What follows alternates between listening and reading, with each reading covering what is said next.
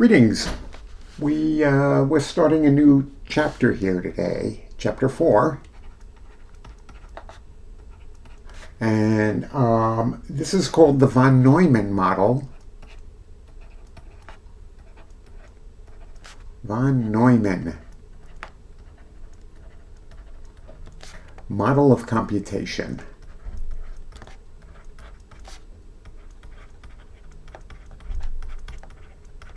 So a couple of things to note. Von Neumann was a person. There was a guy named John von Neumann.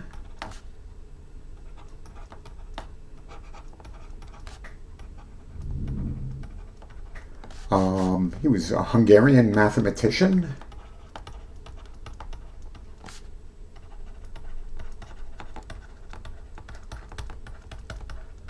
I don't know his exact years. I'm going to guess he was about 1890 through 1950. I'm going to say about. Very bright guy, one of the all-star geniuses of the 20th century. And later in life, in the 30s and 40s, he did become interested in coming up with machines that could do calculations, computers. And he did come up with a design for a computer. And today we refer to it as either the von Neumann architecture, or sometimes you'll hear people refer to it as the Princeton architecture. That is to be contrasted with another architecture out there, which is called the Harvard architecture. And I think we will have time later in the semester to contrast these two, but right now we're focused on the von Neumann architecture.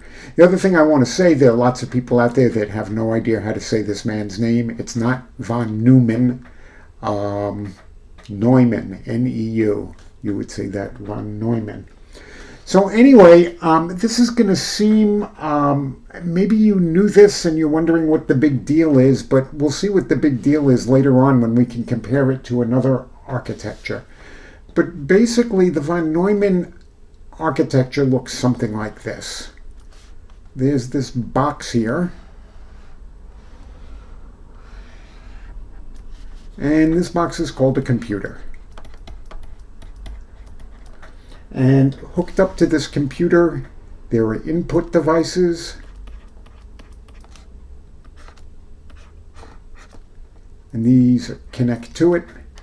And these could be things like a keyboard. These could be things like a mouse.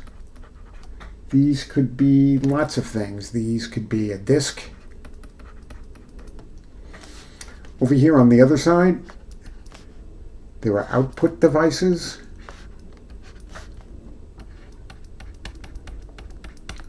And this could be a terminal screen.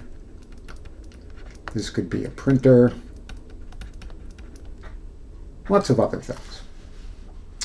So inside of this box, there is something called memory.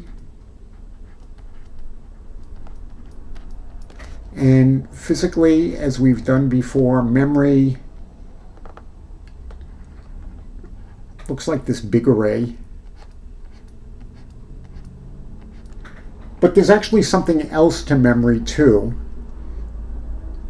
There are two very important registers here. One is called the MAR, and one is called the MDR.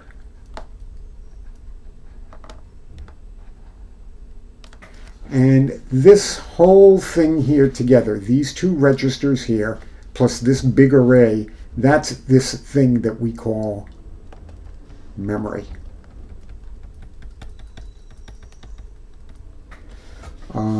And I guess, let's see, do I have space here? MAR. That is the memory address register.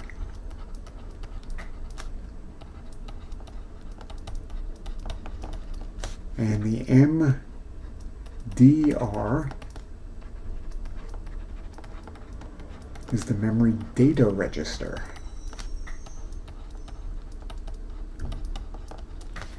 Okay, we'll talk a little more about them later. Okay, so that's memory. Then there is this thing, and in your book he calls it the processing unit. I'm going to call it the central processing unit, the CPU. CPU. I guess I should write that down here. CPU,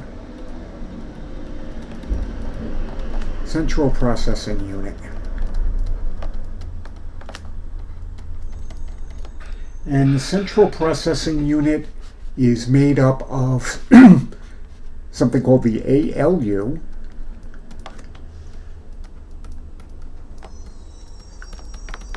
the arithmetic logic unit.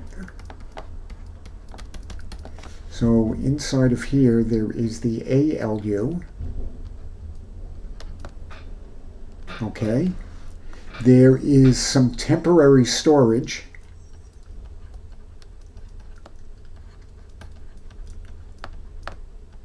And temporary storage are typically these things that are called registers. Okay, and whereas over here in memory, again, on modern computers today, there might be a billion or several billion rows of memory. When we look at registers, the number of registers is quite small. In the computer we're going to work with, there are only 8 registers. On a typical desktop computer today, I don't know, there might be 32 registers there, 64 registers, but it's nowhere on the order of magnitude over here. Now, in your book, he talks about another aspect of what's inside the computer, and he talks about this thing called the control unit.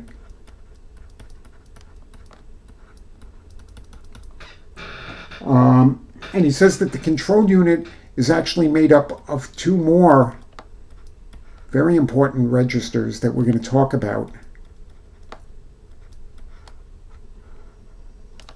Okay, the PC, that's the program counter.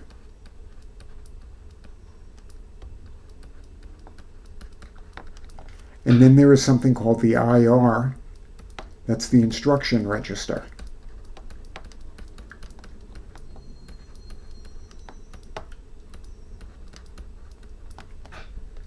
So these are the 3 main components of the inside of the computer. There's input and output.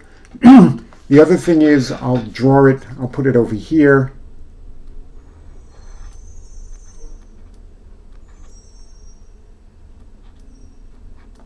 It's this thing called the clock. Okay, every computer needs a clock. And a clock really is nothing more than some sort of piece of electronics that just keeps doing this over and over again. And again, these days, computers these days are doing this several billion times a second. You can think of this as like the heart of the machine, but this is what coordinates the things. When we have to coordinate various electrical signals to do things, they're all running off of this clock right here. Okay, so this is the basic architecture of the von Neumann computer.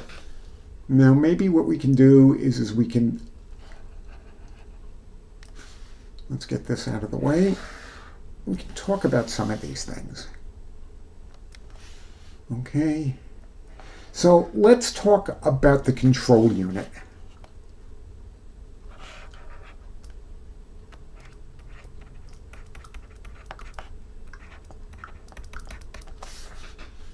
So, first of all, I want you to imagine the following. We have a computer over here, and here's computer memory. And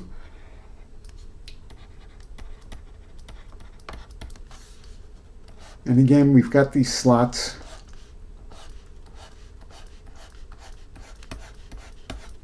And it goes from 0, okay, all the way up to some big number.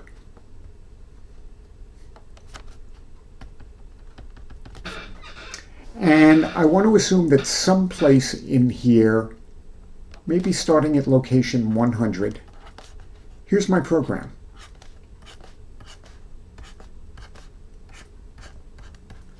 Okay, and you can see that it's taking up contiguous memory. So at memory location 100, 101, 102, 103, etc., etc., etc.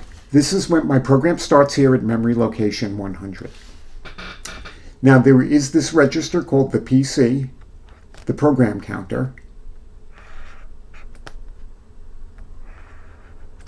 and there is this register called IR, which is the instruction register. And what these two things do, the PC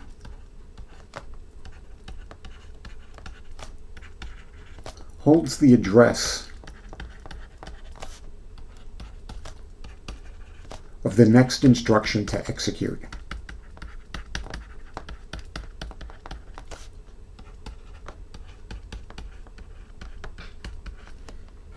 Okay, and the IR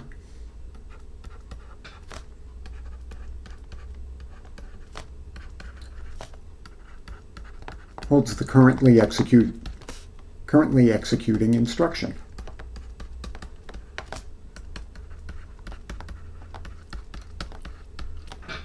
Okay, so in other words, if I came over here, if I wanted to start my program, somehow or other, what I need to do is put the number 100 in there. And now I am going to show you the basic operation of a computer. And it's really simple. So the way that you do it is you say let the IR get memory of PC, okay?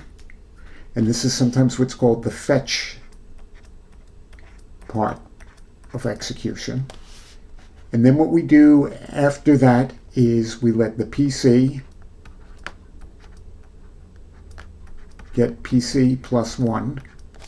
This is called the increment.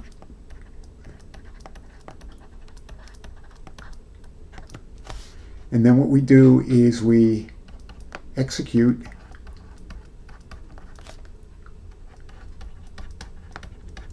contents of IR. And this is called execute. And then guess what happens? We just do it all over again.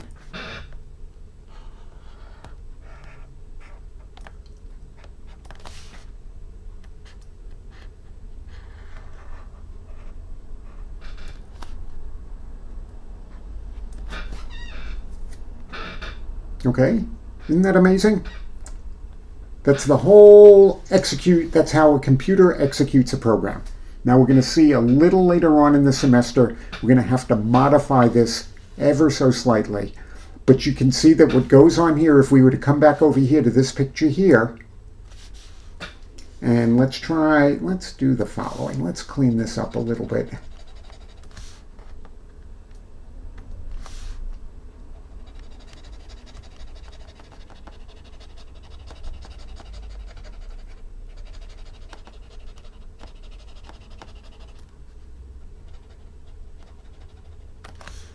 So let's suppose this is instruction A, this is instruction B, and this is instruction C. Now if we come over here and we actually execute this, so I'm going to put in the IR, I'm going to load memory of PC. So memory of PC is this thing called instruction A, and I'm going to put this in here. So instruction A is sitting here. Then what I do is I say let the PC get PC plus 1. So now what happens is now this has become 101.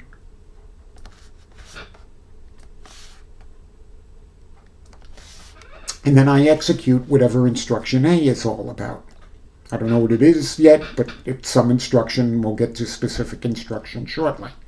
Now I go back up to the top, and now I'm going to get the IR gets loaded with memory of PC. So memory of PC is now instruction B. So now this now becomes instruction B.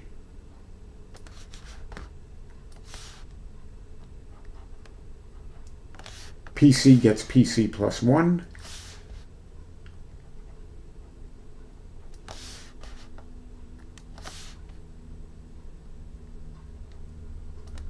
Okay, and now I'm going to execute what's in the IR, which is instruction B. I loop back up to the top. Okay, I'm going to get what's at memory location 102 and put it into the IR. So this now becomes instruction C.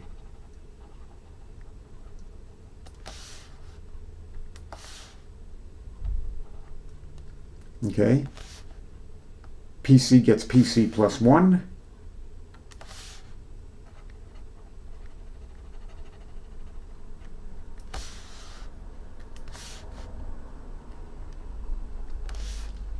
And now I execute instruction C. Pretty clever.